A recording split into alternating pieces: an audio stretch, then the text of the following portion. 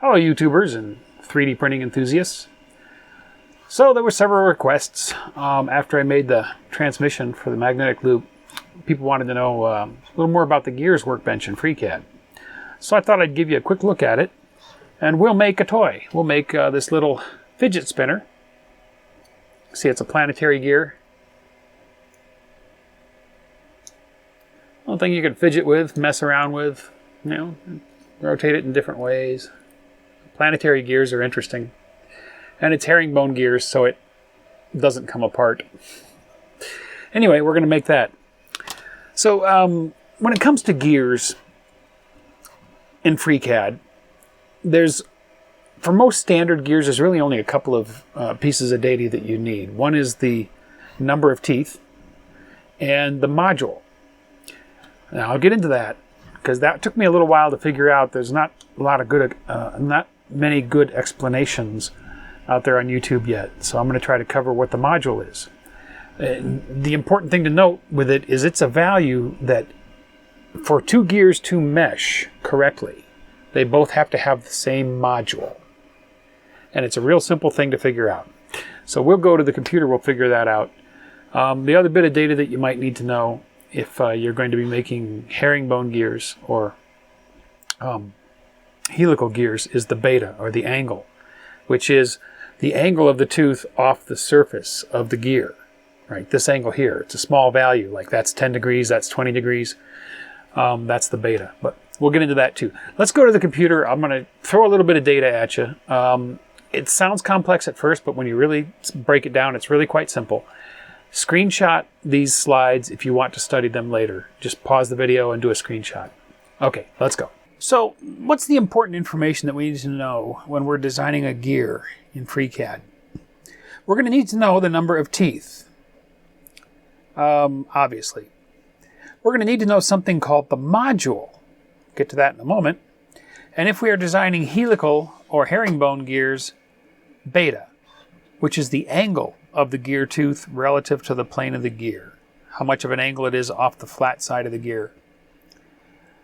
So first off, what's the module? Well, the module is the reference diameter of the gear divided by the number of teeth. And this is a number that is used to make sure that your gear will mesh with another gear. If two gears have the same module, their teeth will mesh together perfectly. So that's kind of a reference number. Well, yeah, that's what it is. So that's what the module, that's what that's important for. Now, as I said, it's the calculation of the diameter, reference diameter, divided by the number of teeth. Well, what's the reference diameter of a gear? The reference diameter is the diameter measured across to the point where the gear teeth interact, which is usually about halfway down the gear. In this shape of a tooth, it's going to be about where that arc stops and the straight line starts. If you measured across from this point to that point on the opposite side of the gear, that would be the reference diameter. So if you have module, reference diameter, and number of threads, there's a formula you can use to calculate one if you only have two of them. It's similar to the way Ohm's law works. So where D is the reference diameter, M is the module, and T is the number of threads, you can use this cheat. Cover up the one that you don't have. Like if we don't have the diameter would be equal to the module times threads. If we don't have the module would be equal to diameter divided by threads. And likewise, if we don't have the number of threads, that would be equal to the diameter divided by the module. So this is like a little, kind of like the Ohm's law wheel, where you have the little shortcuts. This is kind of a shortcut for the gear formula. So anyway, we know what the reference diameter is, right? We know what module is. We can design a gear. If we were trying to design a gear to match another gear, what would be most important would be the number of teeth in the module, which you could then measure the gear you're trying to design against and calculate that out. Additionally, with planetary gears, you have to be able to figure out the number of teeth in the ring gear. This is a planetary gear. These 3 orbiting gears are the planets. The center gear is the sun. And then you've got the ring gear. And this is how you calculate the number of teeth for the ring gear. You have to know the number of teeth in the planet gears and the sun gears. And then the ring gear is equal to 2 times the planetary teeth plus the sun teeth. So you would take the tooth count of one of the planetary gears, multiply it by 2, add it to the tooth count of the sun gear, and that would give you the number of teeth for the ring gear. So that's actually pretty easy. I know I'm throwing a lot of information at you, but you can freeze the video on any of these slides and do a screenshot to take a note of it. But now that we have that information down, we can design our gears. Okay, here we are in FreeCAD. I am using 1.0 Release Candidate 2. If you go to their website to download it, make sure you search for that little link that says Release Candidates here and get the latest one. It's pretty stable. The first thing we're going to need to do is install the Gear Workbench because it's not there by default. So you'll come over here to the Tools menu and down to the Add-on Manager. Now when that comes up, the easiest way to find it would be to come up here to search and put in Gears or Gear. So after searching for gear, we found the FreeCAD.Gears Workbench. You're going to want to select that and install it. I've already installed it in mine, so you'll have an option up here to install, not uninstall. After you've got that installed, FreeCAD will need to restart, and then when it comes back up, well, we'll do a restart now. And when it comes back up, we should have the Gears Workbench, as I've got it right here. Not going to select it just yet. We're going to do a new file. I like to do things in this parametric part. That sets us up in part design with a body already created over here in the tree. I have talked about the layout of FreeCAD in my earlier tutorials. I'm not going to go through all the basics again. We're just going to get right into the gears. If you are not familiar with FreeCAD, go watch some of my other tutorials like the custom threads and the knurled knob tutorials to get some of the basics of FreeCAD. Okay, so we have our new part. We have a new body. We're ready to start. I'm going to come up here and I'm going to select the Gears Workbench. And here we are. Up here we have several different types of gears we can make. Crown gear, worm gear, timing gear, T-shape, timing gear, flat, lantern gear, hypocycloid gear, all these different types of gears. We're going to stick to 2 basic ones here. We're going to do an involute gear and the internal involute gear, which is a ring gear for our fidget toy. But we'll start with just the basic involute gear. I'm going to click on it to create one. There's our gear. And you can see it inside our body here, involute gear. It is a basic common gear shape. When I select it over here, we have all of our data down here on this gear. I'm going to scroll down through it here to the important stuff. So we already talked about in the slides the number of teeth, the module being the important data. There's also height, which is how thick this gear is. I'm gonna since we're making our fidget toy that we're gonna play with our fingers, I'm gonna take this up to 10. 10 millimeters will be a nice thickness for that. When I hit tab, watch the gear change. Boink. See how it got thicker? The module. I think I have decided upon a 1.25 for our module. So I'm going to change that to 1.25, and when I tab, you'll see it change over here. See, it got a little wider. Number of teeth. 15 teeth is fine for our sun gear and our planet gears. I'm going to keep them the same just for simplicity's sake. But you could set the number of teeth here, and of course it would change in the gear. If I went to 25, boom, the gear gets bigger because we got 25 teeth. I'm going to go back to 15. Now, this section here, computed, this shows us the computed data on this gear based on our settings, right? So module of 1.25, 15 teeth, gives us an outer diameter, which is DA, of 21.25 millimeters. And that's out to the ends of the teeth, out here, right? The DW, that's the reference diameter. I know it doesn't make sense, but pitch diameter, which is the reference diameter. That's the diameter to the point where the gears mesh, which is about where that curve stops right here. And that's the one you would use if you're going to calculate the other values like the number of teeth or the module. So it gives us that information here. So we can tell that the outer diameter of our gear is going to be 21.25 millimeters out to these points right across the gear.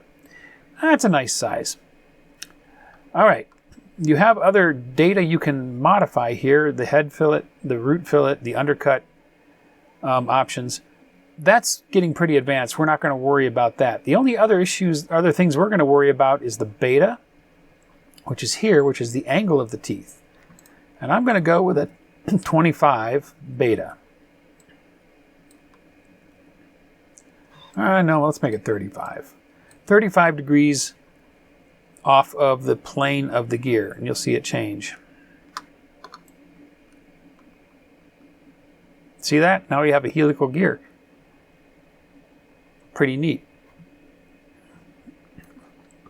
Now I want a double helix, though. I want a herringbone gear. That's what the double helix is. So I'm going to set this to true, tab, and there we go. We have our herringbone gear. Look at that. The nice thing about a herringbone gear is, and you'll see it when we put it together, since the teeth angle inward and then outward, once these two gears are meshed together, they cannot slide off of each other. These are also nice because they distribute forces evenly along the gear teeth as it rotates, so there's no lash, no backlash, no play in the gears when they're meshed properly. That's what herringbone gears are nice for. But that's what we're using for our fidget gear. And I think there's one other thing I want to do. I want to make it hollow so it's easier to hold on to. And this is why I like to do this stuff in the part design workbench when I create this body. Now that I've set up my gear, I'm going to go up here and I'm going to go to part design. And I'm going to come to this surface of the gear, this flat surface, and highlight it. I'm going to make a sketch on there. I'm going to do the circle by center so I can make it coincident with the center of the gear. I'm going to drag that out. And yeah, let's go 12 millimeters. I'm making a pocket. I'm making a hole through the gear. This is also how you would do a shaft. If you were going to make a shaft hole, you just do a sketch on the surface of the gear and make your shaft hole. I'm making a really big one because I want it to be comfortable for our fingertips. You'll see what I mean. So come over here to the model tree. There's our sketch. It's highlighted. You can see it on the surface of the gear. I'll come up here to the pocket tool. Select pocket. And we're going to go all the way through the gear, so I'll just say through all. And there we go. We have now made our gear hollow. And I'm going to do one more thing to dress it up to make it a little more comfortable on the fingers. I'm going to take this edge, hold down Control and select that opposite edge. And I am going to apply a chamfer. I have about 1.5. Over here on the left, there's the data for our chamfer size. I'm going to change that to 1.5. There we go. See, now that'll be a lot easier on our fingers when we're fiddling with this thing to have that nice angle cut there. So there is our planetary gears. So we'll save this one out. I'm going to come over here and select the last step. And I'm going to go up to File and Export. Tutorial files, planetary fidget toy. I've already got it in there because I've already gone through this, but I'm going to call it smallgear.stl, which is what we'll use for our 3D printer. Save. And there is our planetary and our sun gear. Now we need to make the ring gear. So I'm going to come over here to my model tree. I'm going to collapse that body. We'll rename that too so we can keep it straight. Sun and planet gear body. Oh, my fingers didn't cooperate.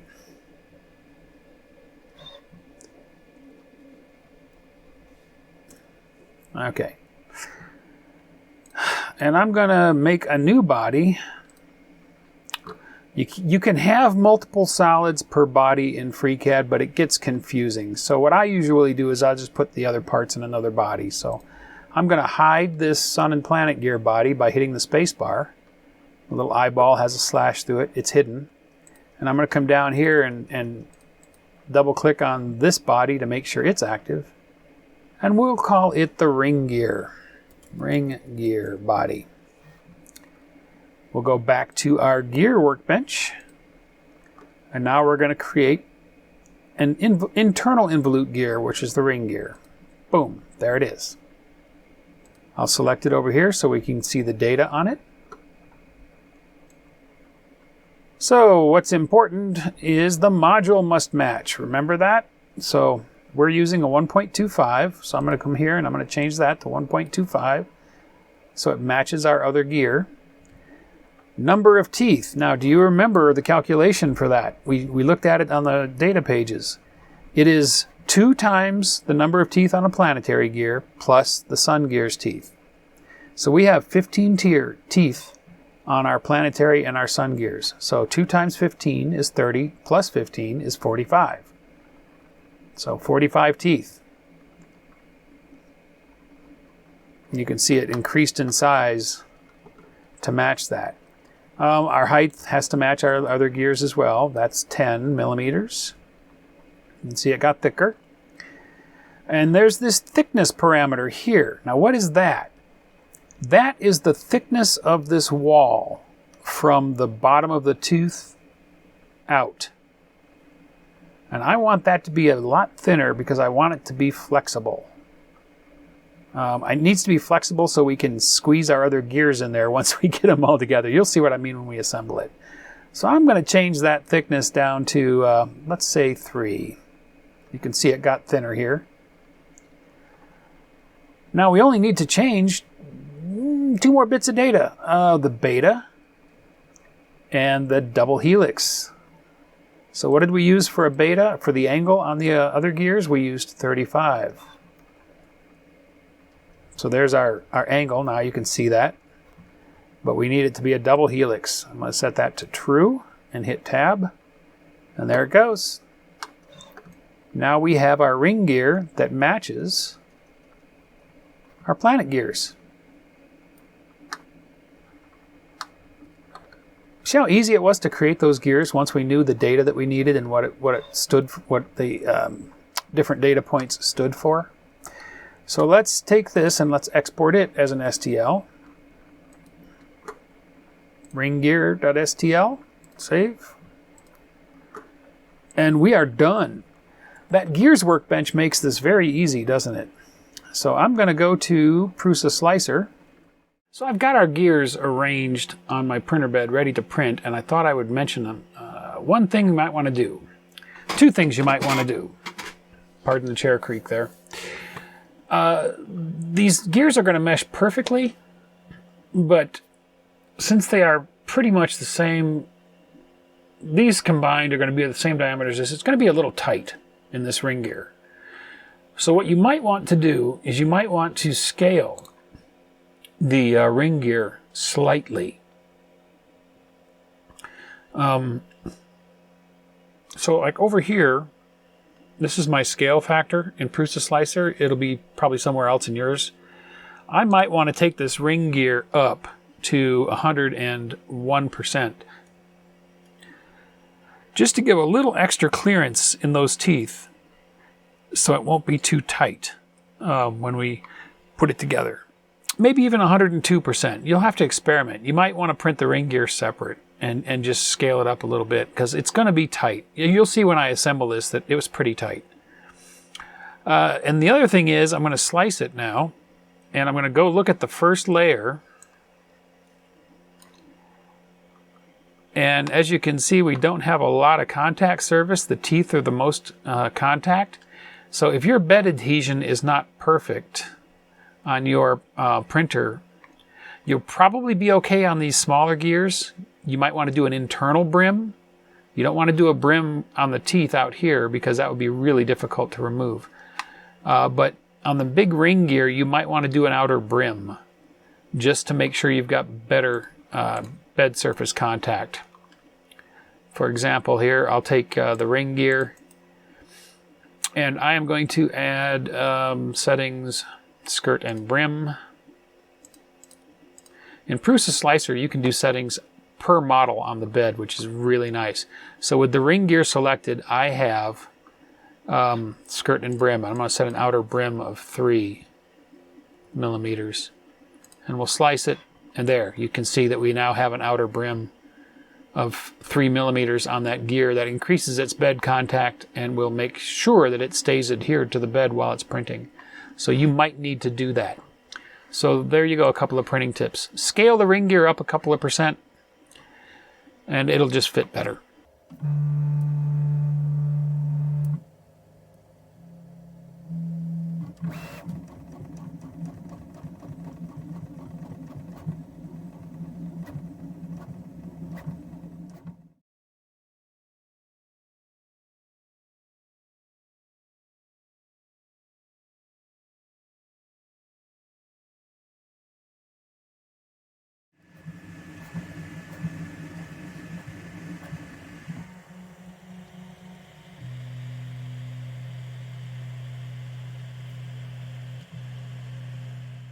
Well, here's our printed parts. We're all ready to put it together.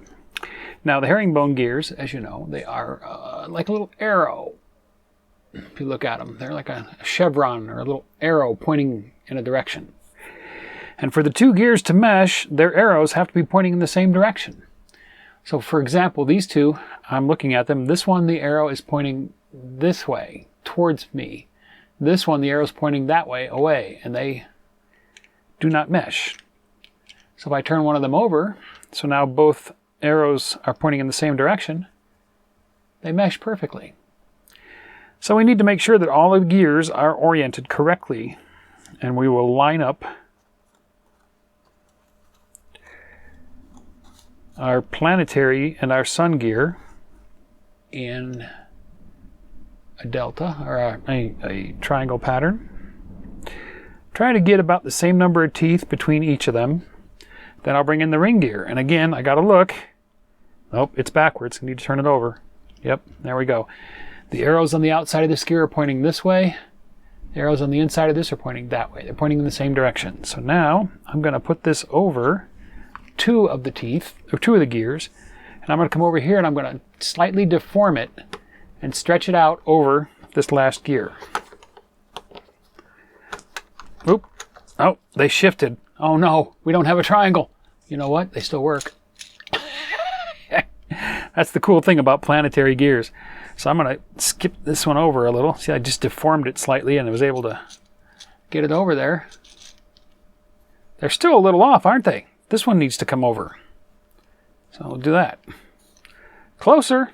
Let's bring this one over this way, just like a couple of teeth. I think that's about right. Spins real nice. Now this is the ring gear scaled up 102%. And look at this, we can even hold one of the planetary gears and it'll spin around. We'll fidget with this all day. So there you go. That's a look at the Gears Workbench in FreeCAD. There's a lot more to it. I only scratched the surface, but I just wanted to give you an idea of how to work with it. So I hope you found that useful. We'll see you in the next video. Thanks for watching. If you enjoyed the video, don't forget to give it a thumbs up. Also, if you're not already a subscriber, click to subscribe. Join us on the Facebook channel for discussion about the videos. And if you'd like to help support this channel, please click to support me on my Patreon page.